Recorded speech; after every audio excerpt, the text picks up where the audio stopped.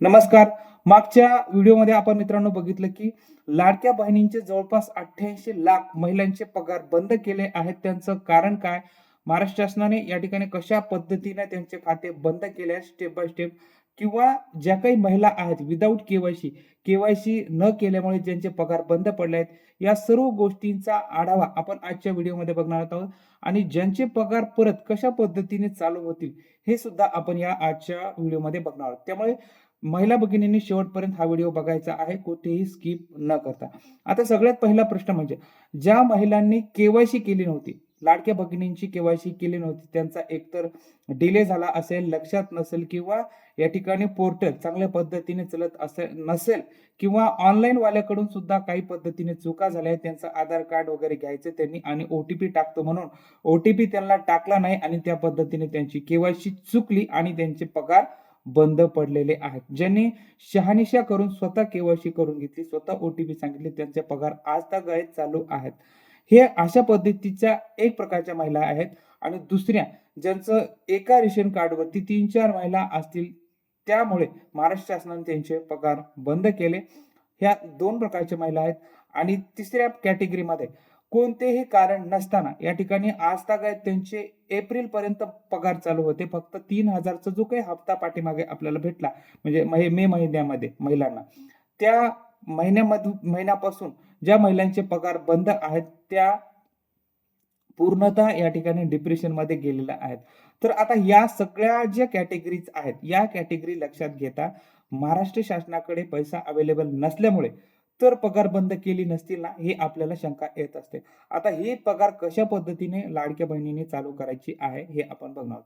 आता तुम्हाला सगळ्यात पहिले काय करायचं आहे, तर बघू शकता की तुमचं बँक स्टेटमेंट एकदा चेक करायचं आहे की तुम्हाला कधीचा पगार पडला होता. जर तुमचा डिसेंबर एंडिंग पर्यंत पगार चालू होता आणि जानेवारी पासून पगार बंद आहे, तर या ठिकाणी लक्षात धरून घ्या की तुमचं केवायसी या ठिकाणी केलेली नव्हती किंवा चुकीची झालेली होती आणि त्याच्याकडे तुम्ही बघितलं नाही, ही गोष्ट लक्षात घ्यायची आहे. त्याच्यानंतर बघू शकता की मे महिन्यापर्यंत ₹3,000 काही महिलांना पडले होते. अचानकच त्यांचा पगार बंद झाला आहे. त्यामध्ये एक गोष्ट असू शकते की त्यांचं एन-पी-सी-आय म्हणजे आधार लिंक खातं एकतर दुसरीकडे गेलं असेल किंवा त्यांचं जे काही एन-पी-सी-आय अनलिंक झालं असेल. त्यामुळे तुम्ही एक गोष्ट करायची आहे की अधिकृत या ठिकाणी Googleवरती एन-पी-सी-आय टाकायचं आहे आणि आधार लिंक तुमचं कोणत्या खात्याला आहे हे बघून घ्यायचं आहे आणि त्या खात्यामध्ये पैसे जात आहेत का हे पहिले तुम्ही चेक करून घ्यायचं आहे. आता या दोन्ही गोष्टी जर तुमच्या बरोबर असतील तर तिसऱ्या कॅटेगरीमध्ये लक्षात घ्या कोणतंही कारण नसताना तुमचं काय केलेलं आहे, पगार या ठिकाणी बंद झालेला आहे.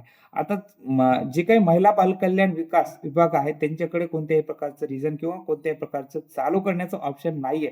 परंतु तुम्ही काय करायचं आहे की तिथं तक्रार द्यायची आहे की तुमच्या पगार जो आहे सगळ्या गोष्टी व्यवस्थित असताना तुमचा पगार बंद झालेला आहे. या तीनही गोष्टी करून जर तुम्ही थकला असाल तर बघू शकता की महाराष्ट्र शासनाने मागे जाहीर केलं होतं की प्रत्येक वर्षाच्या जून आणि जुलैमध्ये आम्ही केवायसी करून घेऊ लाडक्या बहिणीचे आणि त्याच्यानंतर त्यांचं जे काही हप्त्यांचं वितरण आहे ते व्यवस्थित पद्धतीने चालू राहील.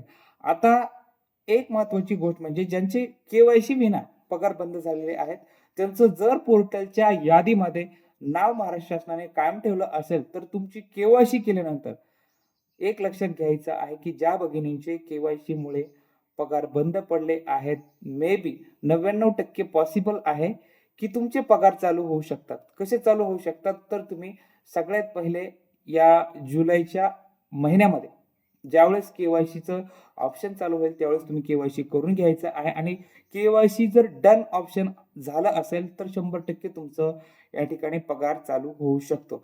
आणि जर समजा तुमचं मे बी महाराष्ट्र शासनाने केवायसीच्या यादीतूनच नाव तुमचं वगळलं किंवा ह्या लाभार्थी यादीत आधार क्रमांक नाही असं जर म्हटलं, तर तुम्ही महिला बालकल्याण विकास विभागाला तक्रार द्यावी लागेल आणि तक्रार देऊनही कोणत्याही प्रकारचं या ठिकाणी ऑप्शन निघत नसेल, तर तुम्ही या ठिकाणी जे काही मुख्यमंत्र्यांचं जे काही जीमेल आहे, त्या जीमेलवरती जवळपास 88 लाख महिला आहेत. लक्षात घ्या, 88 लाख महिला या आणि ज्यांचे नवीन 21 वर्ष पूर्ण झालेत अशा महिला जवळपास बऱ्याच असतील.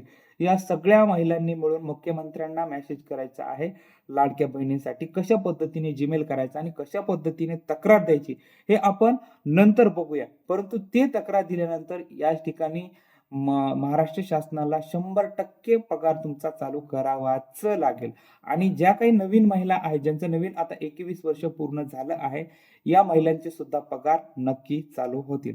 अशा प्रकारे या ठिकाणी महिलांनी थोडासा संयम ठेवून काम करायचं आहे आणि तुमच्या जो काही पगार बंद झालेला आहे, ते तुम्ही परत चालू करू शकता. हा महत्त्वपूर्ण व्हिडिओ होता. आवडला तर लाईक करा आणि चॅनलवर नवीन असाल तर अशाच महत्त्वपूर्ण अपडेटसाठी या चॅनलला सबस्क्राईब करून घ्यायचं आहे. धन्यवाद.